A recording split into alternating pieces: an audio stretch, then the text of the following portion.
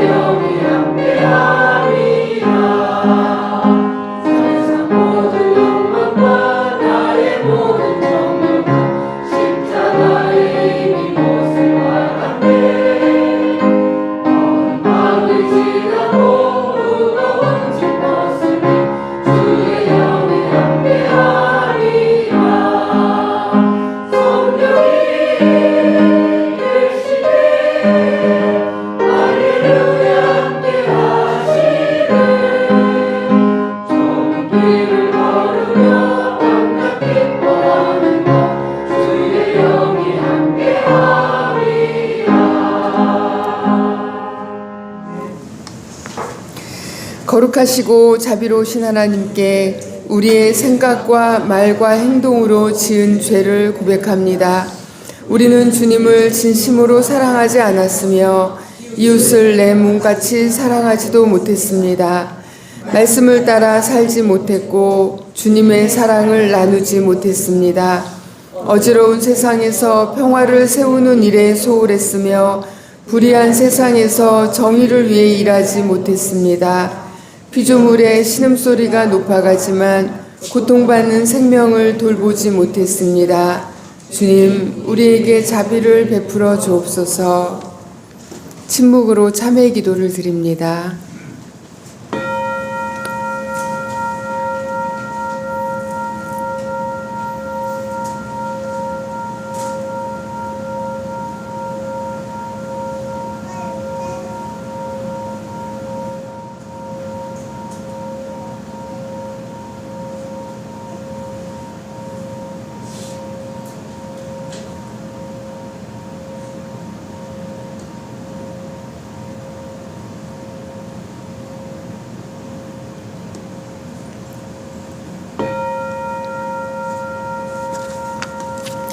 복음의 기쁜 소식을 들어보십시오.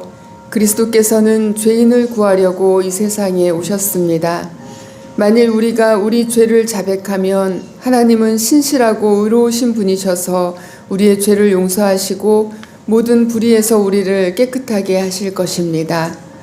하나님께서 여러분을 용서하셨으니 여러분도 이웃의 잘못을 용서하십시오. 아멘.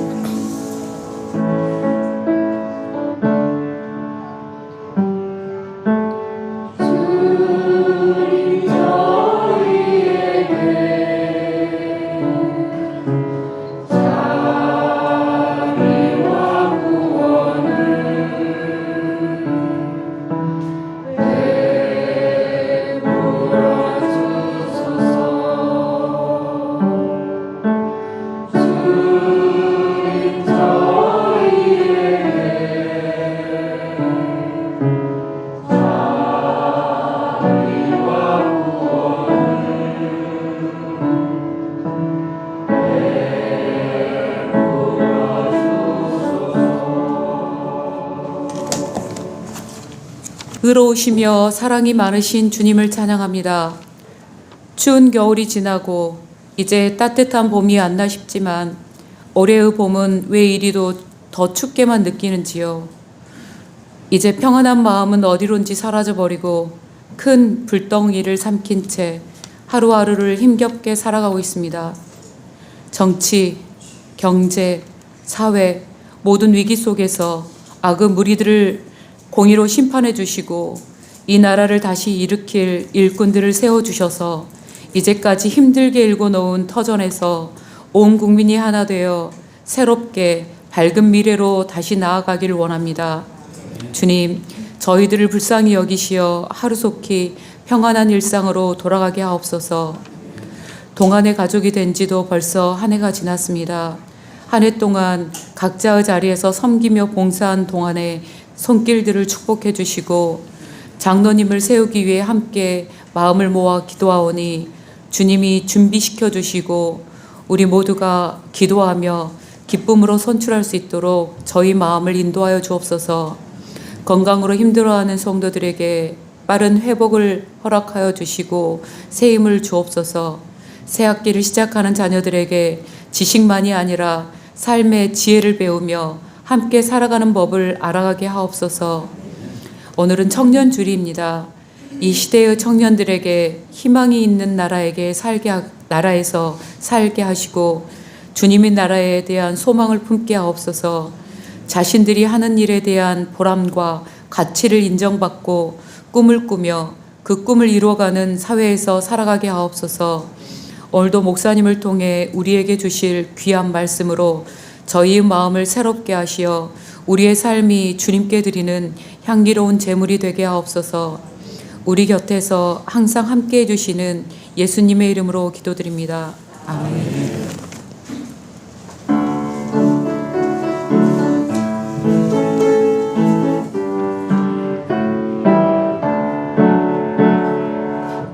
내가 가진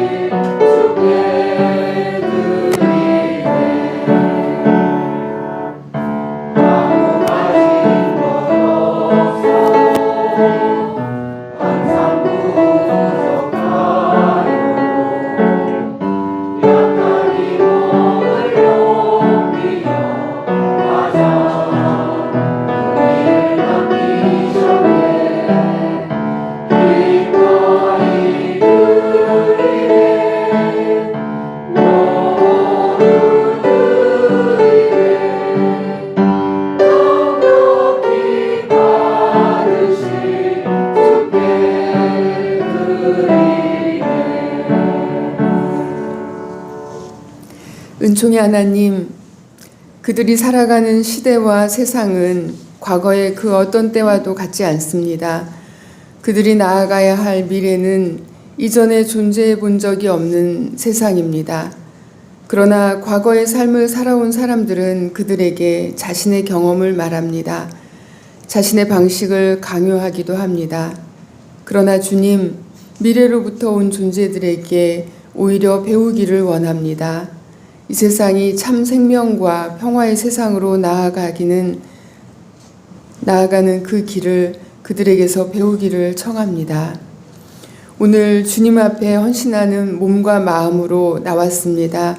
주님, 10의 1의 봉헌을 기쁘게 받아 주옵소서. 주님 앞에 봉헌하는 삶을 살아갈 수 있음에 감사합니다.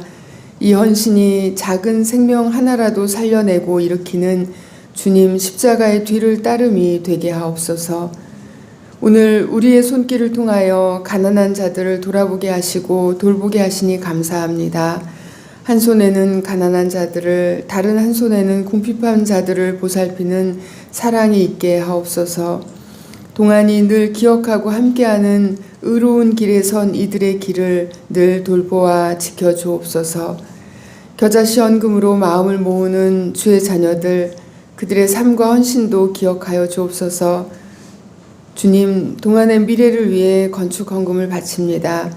주님의 몸된 교회의 미래를 쌓아가게 하옵소서. 감사의 예물을 드립니다.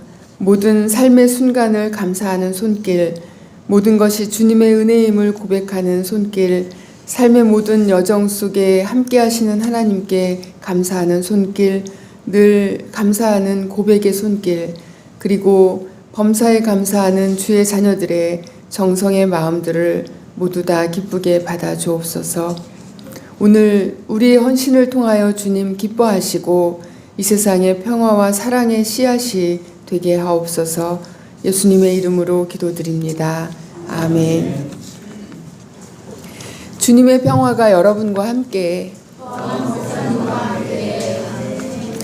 서로 평화 인사를 나눕니다.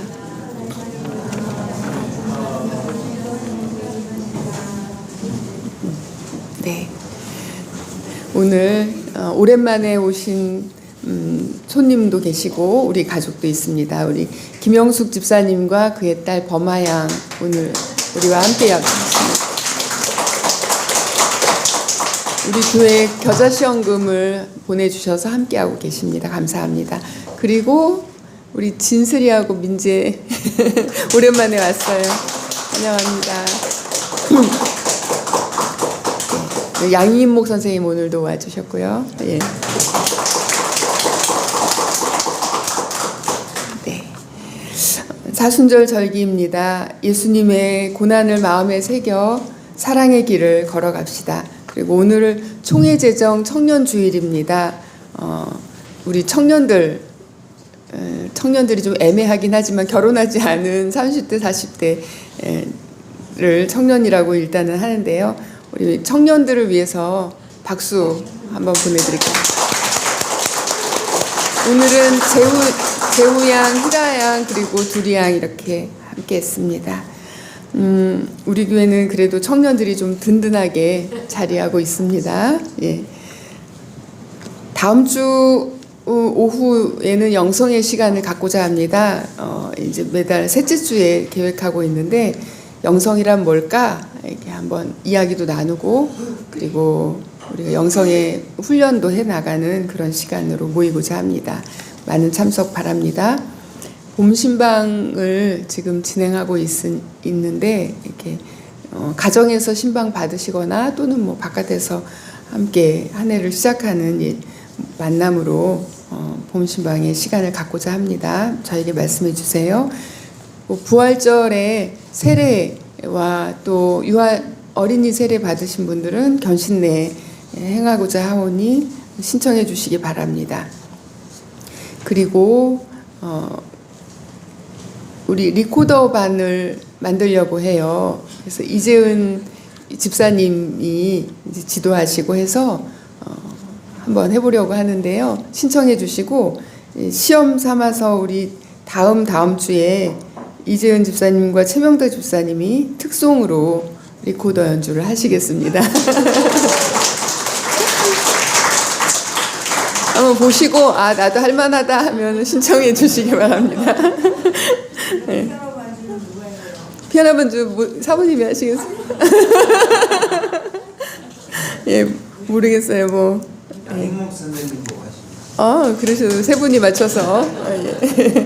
리코더의 고유와 맛을 리코더만 하시겠답니다. 네. 예. 그리고 이따 예배 끝나고 나가실 때 떡과 약과가 있습니다. 떡은 우리 의진이가 이제 100일을 보냈습니다. 건강하게 잘 자라고 있습니다. 엄청 의진이 얼굴을 보고 싶은 분은 김극배 집사님과 박미정 집사님의 카톡 프로필을 보시면 되겠습니다. 예. 그리고 김영수 집사님께서 약과 우리 교인들 나눠주고 싶으시다고 선물로 가지고 오셨습니다. 예, 하나 또는 더 드시고 싶으신 분은 2개 이렇게 가져가시면 되겠습니다. 예, 오늘 성경 봉독과 남신도의 특송이 있겠습니다. 성경 봉독 해드리겠습니다. 전도서 11장 7절부터 전도서 12장 2절까지 봉독해드리겠습니다. 빛을 보고 산다는 것은 즐거운 일이다. 해를 보고 산다는 것은 기쁜 일이다. 오래 사는 사람은 그 모든 날을 즐겁게 살 수 있어야 한다.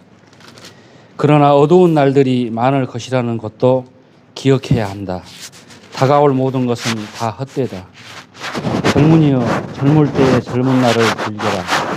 내 마음과 눈이 원하는 길을 따라라. 다만 내가 하는 이 모든 일에 하나님의 심판이 있다는 것만은 알아라. 내 마음의 걱정과 육체의 고통을 없애라. 혈기왕성한 청춘은 덧없이 지나가기 때문이다. 젊을 때에 너는 너의 창조주를 기억하여라. 고생스러운 날들이 오고 사는 것이 즐겁지 않다고 할 나이가 되기 전에, 해와 빛과 달과 별들이 어두워지기 전에, 먹구름이 곧 비를 몰고 오기 전에 그렇게 하여라. 감사합니다.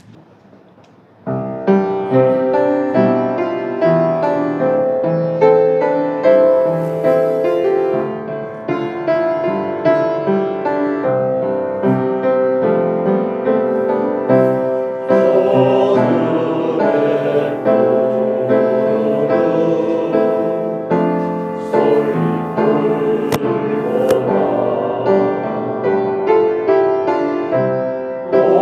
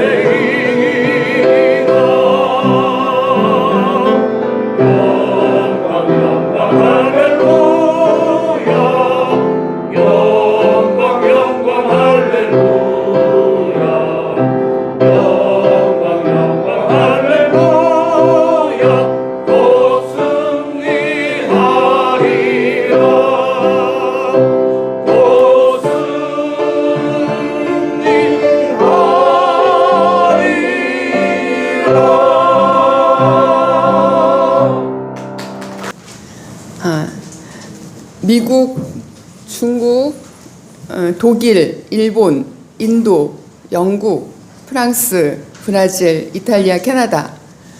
2024년도 세계 경제 대국 탑 10입니다. 그런데 의아한 나라들이 있죠. 인도와 브라질 같은 나라입니다. 그런데 그 중에서도 일본이 눈에 띕니다. 그 나라가 경제적으로 부유한 것은 맞지만 국민 대부분은 가난하답니다. 일본도 그렇게 어렵냐고요? 예, 그렇습니다. 이 순위는 GDP, 그러니까 국내 총생산 기준으로 하기 때문입니다.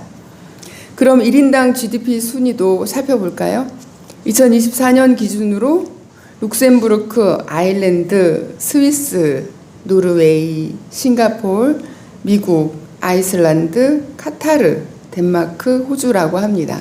2025년도는 또 바뀌었더라고요. 여기서 겹치는 나라는 미국 하나뿐입니다. 그렇다면 우리나라는 어떨까요? 2024년도에는 경제대국 이 탑10에서 밀려났지만 2016년부터 2021년에는 내내 10위권 안에 들어있었습니다. 하지만 1인당 GDP 순위는 현재 기준으로 우리는 27위입니다. 일본은 32위.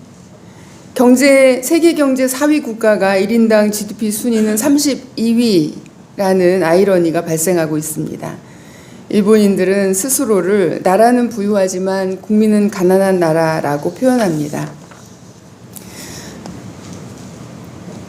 일본인들이 이제 스스로 이렇게 표현한다고 해요. 국가는 부유하지만 국민은 가난한 나라, 월급이 싼 나라, 오래 일해도 월급이 오르지 않는 나라, 월급이 적어 생활이 어려운 나라, 월급을 받아도 세금과 주민세 등 이것저것 떼고 나면 남는 게 없는 나라, 검소함이 미덕인 줄 알았지만 알고 보면 가난한 나라. 어쩌다가 일본이라는 나라가 가난을 운운하게 되었을까요? 가장 큰 이유는 이 임금이 올라가지 않기 때문입니다. 한때 일본은 알바만으로도 먹고 살 수 있는 나라라고 불렸지만 지금은 최저임금이 우리나라만큼도 되지 않습니다.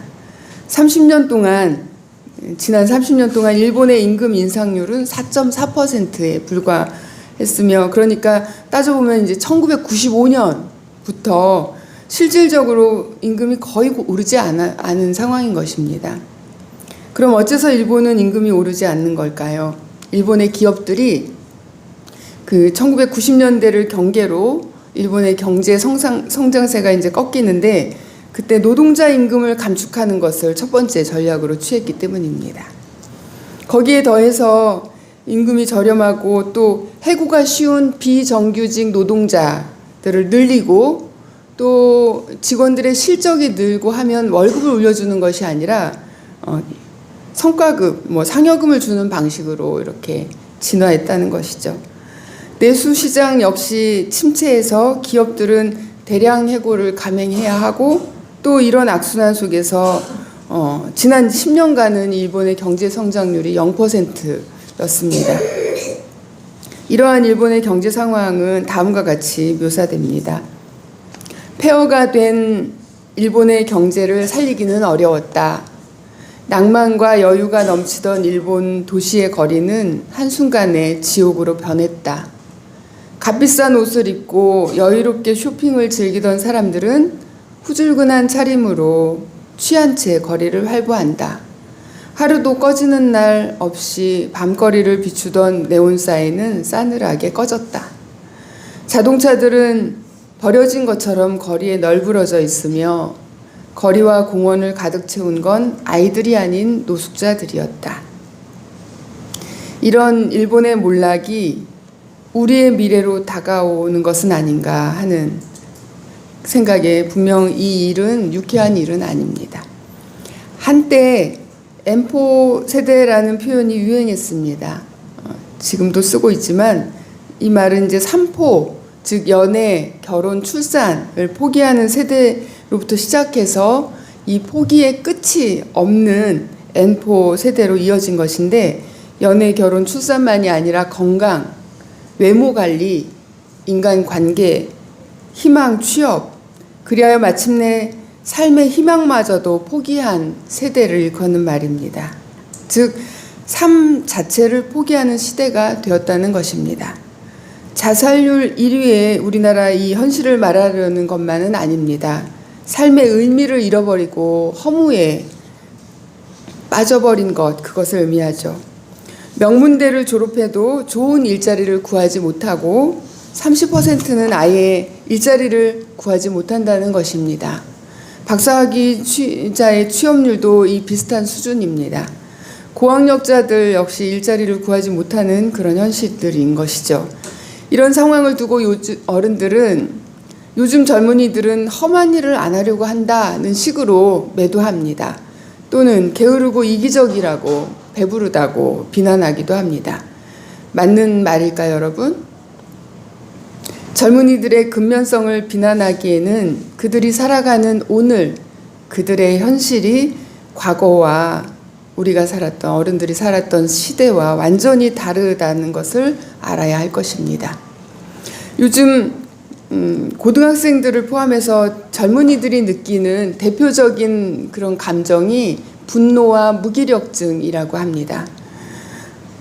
미래가 없다라는 절망이 불러온 감정이라는 것인데, 그 원인이나 해결의 길을 찾기도 전에 분노로 먼저 표출이 되어버리는 것이죠. 또는 무기력함으로 자신을 포기해버리는 것입니다. 대학 가는데 의대 쏠림 현상이 있잖아요. 의대 쏠림 현상의 근본적인 원인도 잘 들여다보면 바로 그 길만이, 의대에 가는 것만이 이 학생들이 생각하기에 그들의 미래라고 하는 세계의 문을 열어주기 때문입니다. 단지 의대에 가면, 의사가 되면 돈을 많이 번다라는 것이 이유의 전부가 아니라는 것입니다. 저성장의 시대에 다른 의사 말고 다른 직업으로는 그들이 꿈꾸는 미래를 바라볼 수 없기 때문이라는 것이죠. 다른 직업도 좋다면 굳이 그 힘든 공부, 그 힘든 일을 택하겠습니까? 대통령의 탄핵 과정에서 청년들이 극우적 성향을 드러내는 것이 지금 심각하게 우리 사회의 문제라고 인식이 됩니다. 이 현상은 오늘날의 이러한 젊은이들의 분노와 연결이 되어 있습니다. 청년들은 분노를 표현할 방법으로 극단적인 정치에 호소하고 있는 것일 수도 있다는 것입니다. 현재 많은 젊은이들이 이러한 분노와 무기력함에 시달리고 있으며 또 언제든지 그 감정이 폭발할 가능성이 있는데 딱 맞아 떨어진 것이죠.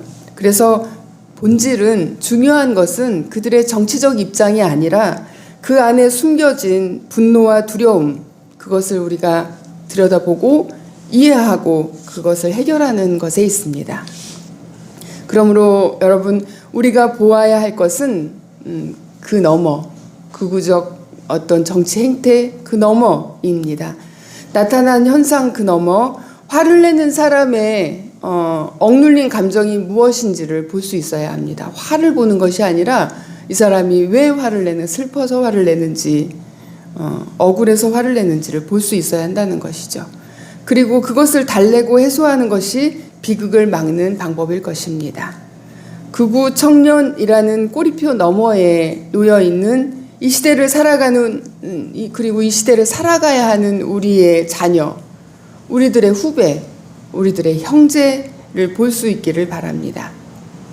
그를 나의 형제로 볼 때에만 비극을 멈출 수 있습니다.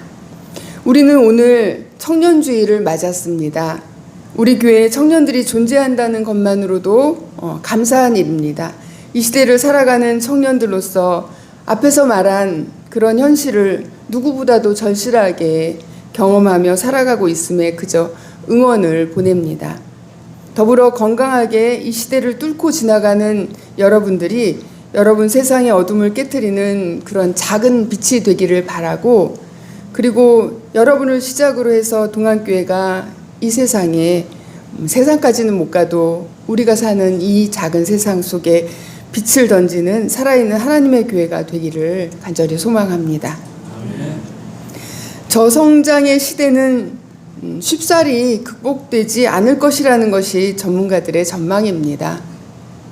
일본의 잃어버린 30년, 일본은 이렇게 자신들의 저성장 시대를 표현하는데 그것이 우리의 미래, 아니 벌써 시작된 우리의 현재라고 말합니다. 거기다가 트럼프의 미국은 수출로 살아가야 하는 우리에게 엎친 데 덮친 재앙이죠. 인구 감소가 경제의 가장 큰 그런 구조적 문제인데 특히 이제 생산 가능 인구의 감소, 그리고 그들이 감당해야 되는 노인 부양비 급증, 그리고 젊은 인재들의 해외 유출 등도 저성장을 더욱 강화하는 주요한 요인들입니다. 심지어 초저성장의 시대를 점치고 있기 때문에 이러한 변화된 상황에 대한 이해가 없다면, 세상이 바뀌었다라고 하는 것에 대한 이해가 없다면 다시 고성장 시대로 갈 수 있을 거라는 헛된 꿈을 가지고 있다면 청년들의 분노와 무기력은 더욱 심화되고 그들은 갈 길을 잃고 더 증폭되기만 할 것입니다. 그럼 이런 시대와 이 시대를 청춘으로, 젊은이로 살아가야 하는 세대들에게 우리는 어떤 희망을 제시할 수 있을까요? 전문가들은 어떤 대답을 내놓고 있을까요? 아무런 설득력이 없는 대답은 이런 것들입니다. 산업 구조의 변화, 인구 문제의 해결, 어떻게 해요?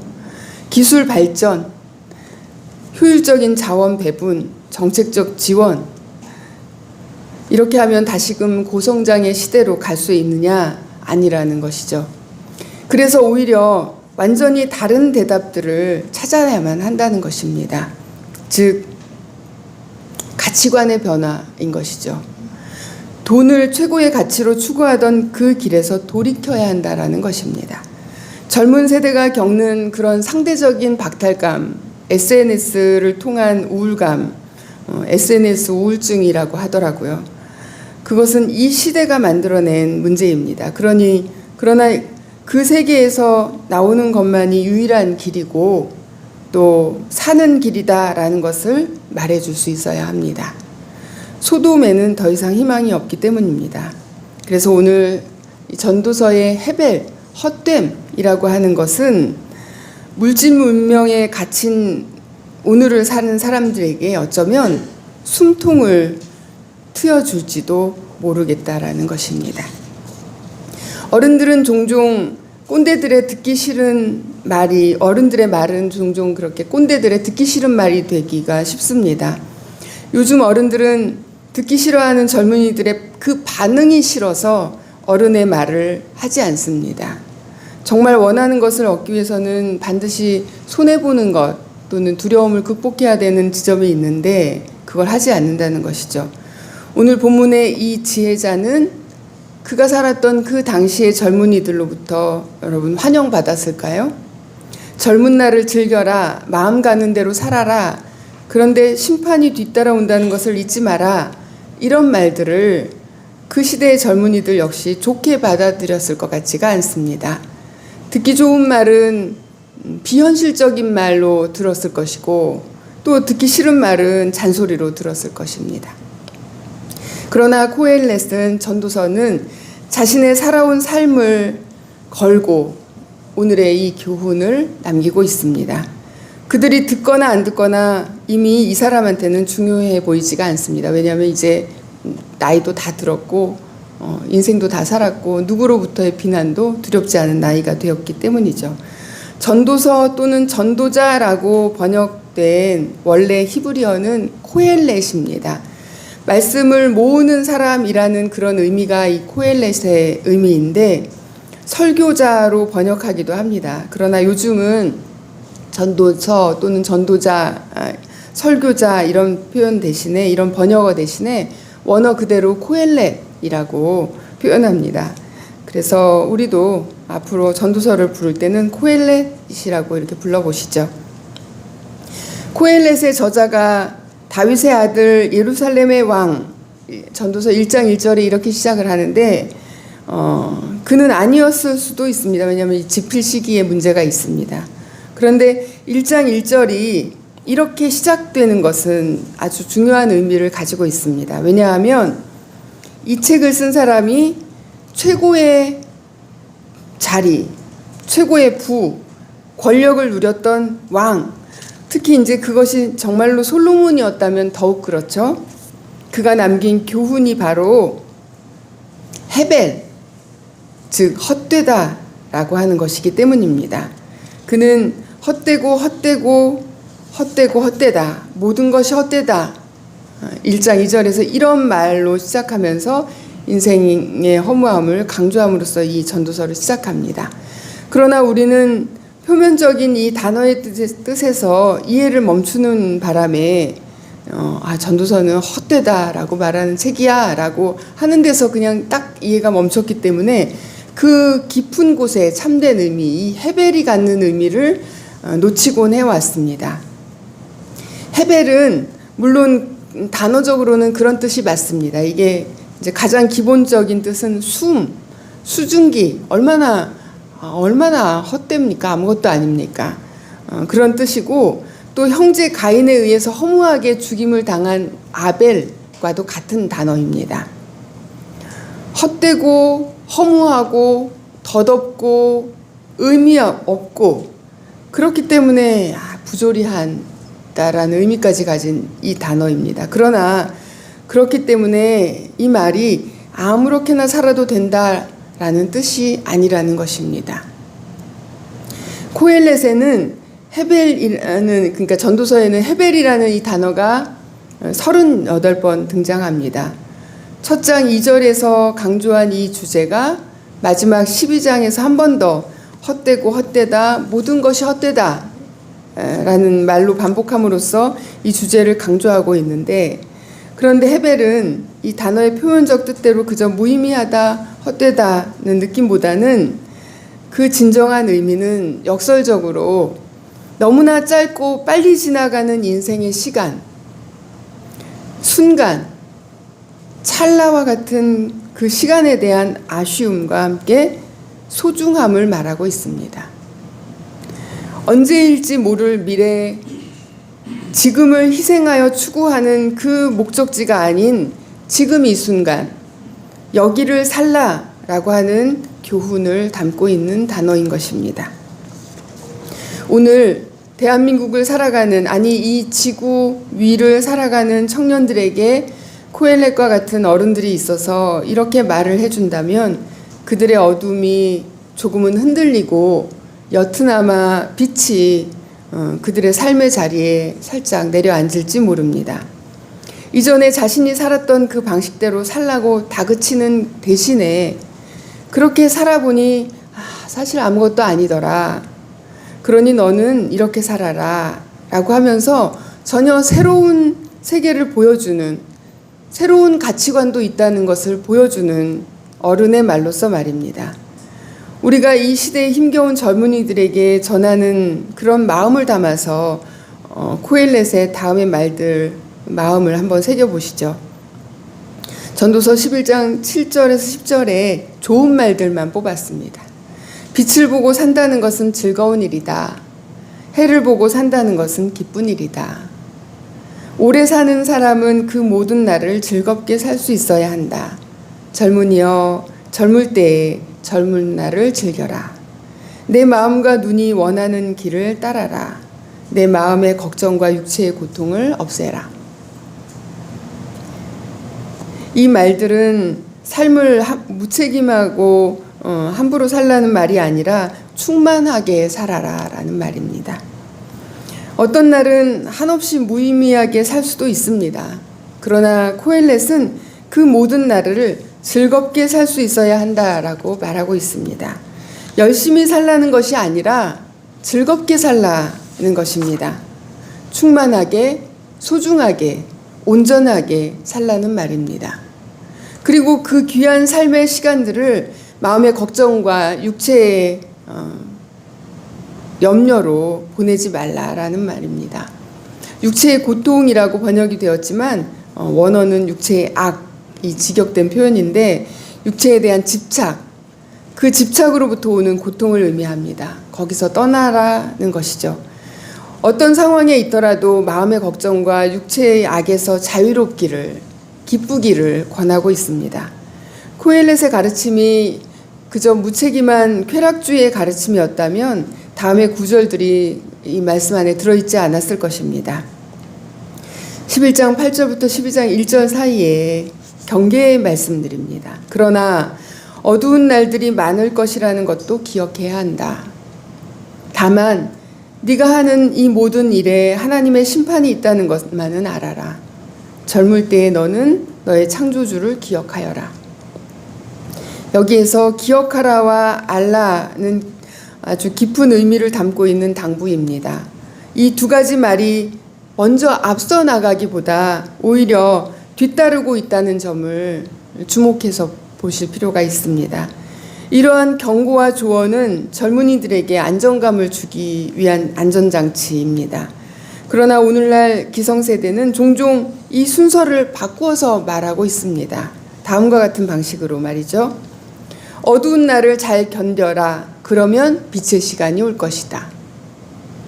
젊은 날 고생해라. 그러면 늙어서 즐거움이 있다. 이런 말을 듣고 자랐을 것이고 이렇게 말하며 아이들을 여러분 키우셨을 것입니다. 공부해라. 그리고 나서 놀아라. 그런데 이렇게 바꿔서 말할 수도 있었을 텐데요. 전도서 코엘레처럼 말이라면 말이죠. 마음껏 놀아라. 어린이는 원래 노는 존재다. 그러나 어른이 되려면 공부도 해야 한다. 우리는 요즘 자녀들과 이 시대의 젊은이들에게 어떻게 말하고 있습니까? 그들에게 무한한 자유와 선택을 먼저 허락해야 합니다. 그리고 나서 경계선을 설정해 주는 것이 중요합니다. 하나님도 최초의 인간들에게 모든 것을 허락하신 후에야 단 하나의 금지사항을 정하셨습니다. 조건을 충족한 후에 오는 자유가 아니라 모든 것을 누리도록 하면서 지켜야 할 그저 단 하나의 경고를 전달하셨던 것입니다. 청년들의 미래에는 AI라고 하는 막강한 경쟁자까지 기다리고 있습니다. 우리는 AI와 같이 사는 시대가 아니라서 그나마 다행이라고 해야 할까요? 사실 AI는 이미 많은 분야에서 사람들과 경쟁하고 있고 앞서 나가고 있습니다. 아마 우리들보다 훨씬 똑똑할걸요. 하버드 출신 박사들이 몇 년 동안 해내지 못한 일을 AI가 해내서 노벨 화학상을 받았습니다. 물론 그 개발자들이 받았지만 말이죠. 20년 안에 인간을 압도할 AI가 등장한다고 하니 20년이나 걸리지는 않을 것 같아요. 정말 놀라운 세상입니다. 모르는 것은 두려움을 동반합니다. 그러나 우리는 언제나 곧 알았죠. 그래서 그 역시 곧 알게 될 것이고 또 다루게 될 것이고 즐기게 될 것입니다. 다만 이 변화의 구간에서 청년의 때를 보내는 이 시대의 청년들에게 응원을 보내야 합니다. 피할 수 없으면 즐겨라라는 말도 있습니다. 즐기는 것이 더 힘든 세대들인 것을 압니다만 무엇인들 익숙해지기 전에는 낯선 것이 아니겠습니까?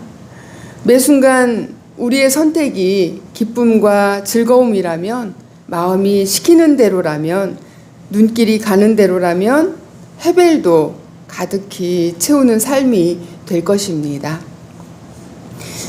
20년 전에 제가 살던 동네에 국민은행의 한 여직원의 얼굴을 저는 아직도 기억합니다. 그녀가 미인은 아니었지만 정말 친절한 사람이었습니다. 얼마 후 다른 지점으로 이동하였는데 저는 늘 분명히 승진해서 다른 곳으로 갔을 것이다 라고 생각하곤 했습니다. 그런데 최근에 한 우리 동네 우편물 취급소에서 그 비슷한 얼굴의 직원을 보았습니다. 은행 일과 여러분, 은행 일과 우체국 일이 얼마나 즐거운 일이겠습니까? 매일 반복되는. 그러나 그녀들은 자신들의 삶을 오직 즐거움과 기쁨으로 가득 채우고 있었습니다. 그래서 그들이 차지한 그 공간을 따뜻하게 창조하고 있었습니다. 사순절 첫째 주일 그리고 청년주일입니다.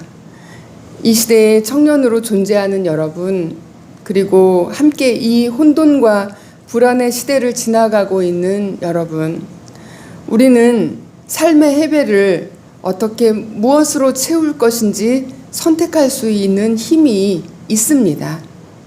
기쁨과 사랑, 격려와 연대, 그리고 진정한 이해로 그 해배를 채워갑시다.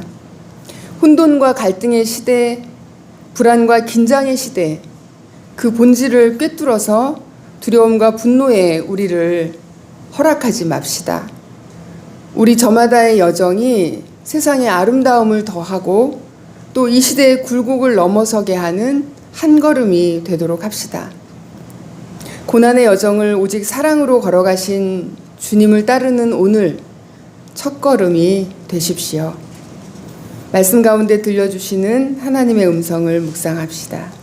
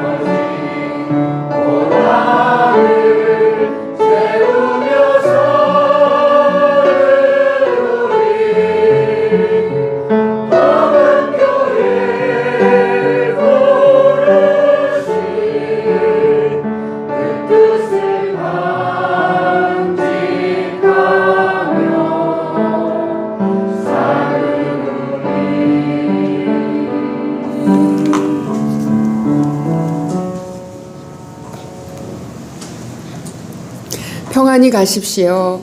자유롭게 사십시오. 인생의 마지막 때에 무엇을 고백할까 생각하며 오늘을 살아가십시오. 이 세상의 모든 덧없는 것들을 추구하였어도 그 속을 가득히 채웠던 삶의 기쁨과 고요를 기억하십시오. 오늘 지금 여기의 삶을 통하여 하나님께서 이루어 가시는 창조의 기쁨을 누리십시오. 여러분이 차지한 공간을 가득히 채우십시오. 이제는 예수 그리스도의 은혜와 하나님의 사랑과 성령의 해배를 충만하로 채우시는 능력이 힘겹고 두렵고 막막한 오늘 이 시대를 빛을 들고 걸어가는 젊은이들과 그들의 바로 오늘 지금 여기와 그리고 그렇게 하루하루가 모여 이루어내는 그들의 미래에 꽃피울 그날을 믿고 함께 걸어가고자 손을 내미는 동안의 모든 형제 자매들 위해, 동안 청년들 위해 지금부터 영원히 함께 하시기를 간절히 축원하옵나이다. 아멘.